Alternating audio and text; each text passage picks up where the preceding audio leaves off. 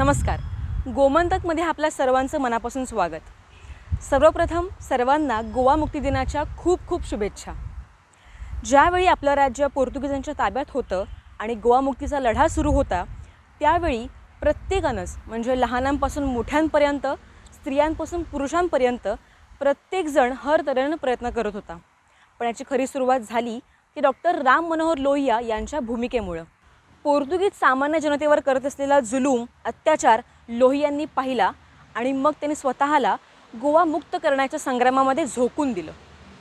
त्या काळात पोर्तुगीजांनी सार्वजनिक सभा घेण्यावर बंदी आणली होती, पण लोहियांनी हा आदेश धुडकावून लावत मडगावच्या मैदानावर लोकांची भव्य सभा आयोजित केली आणि या सभेला गोव्यातल्या जनतेनं मोठ्या प्रमाणात प्रतिसाद दिला, कारण त्यावेळी प्रत्येकाच्या मनातच गोवा मुक्त करण्याची ठिणगी पेटली होती. आणि त्यावेळी खऱ्या अर्थानं सुरू झाला संग्राम गोवा मुक्त करण्याचा. आता याबद्दल अधिक माहिती देत आहेत मडगावचे माजी आमदार आणि गोवा ओपिनियन पोल चळवळीचे नेते उदय भेंबरे आणि गोमंतक ब्युरो चीफ सुशांत कुंकळेकर.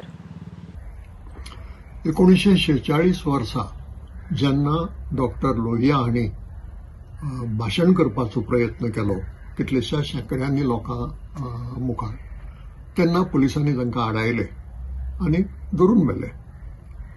तो आमी क्रांती दीस म्हणून मनयतात. आनी हें घडलें ती सुवात तेन्ना सामकी वेगळी आशिल्ली. मडगांव शाराचें रूप 1946 आशिल्लें तशें आज ना. आज तें दोळ्यार हाडपूय कठीण जाता. व्हडलें मळ आशिल्लें, व्हडलें मळ, कारण आयच्यो ज्यो बिल्डिंगो उब्यो आसात थंय किंवा कांय मार्ग जाल्यात ते अजिबात नाशिल्ले. व्हडलें मळ आशिल्लें, मातशी मोड्डीशी आशिल्ली आनी त्या मळार लोक जमलो शेकड्यांनी आनी थंय डॉक्टर लोहियान सुरवात केली. 1946 खबरी.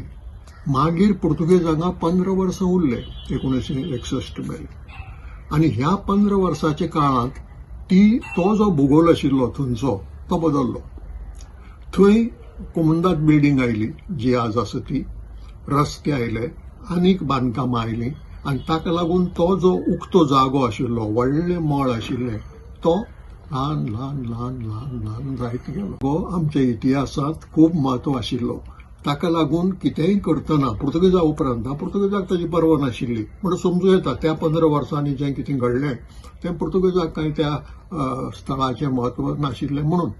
पूण ताचे उपरांत तें स्थळ जाता तितलें बरें राखून दवरपाचो प्रयत्न गोंयच्या सरकारा कडल्यान जावंक जाय आशिल्लो, जें हें फाटल्या 60 वर्सांत जावंक ना.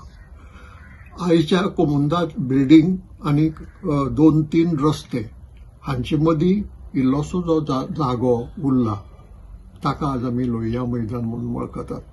1946 हें मैदान 5-6 पटींनी व्हड आशिल्लें. बरें, लोहियाचें नांव जे सुवातेक दितात ती सुवात पवित्र जाली. ती सुवात जितलो आदर आमचो डॉक्टर लोहिया विशीं आसा तितल्याच आदरान सांबाळून दवरपाची. लोहिया मैदान नांव कित्याक दिलें तर स्वातंत्र्य सैनिकांनी ती मागणी केली आणि ती नगरपालिकेन मानून घेतली म्हणून तिका लोहिया मैदान नांव दिलें आणि मागीर त्या मैदानाचेर डॉक्टर लोहियांचो पुतळोय उबो जालो. आज आपण ज्या जागेवर उभे आहोत या जागेला लोहिया मैदान असे म्हणतात.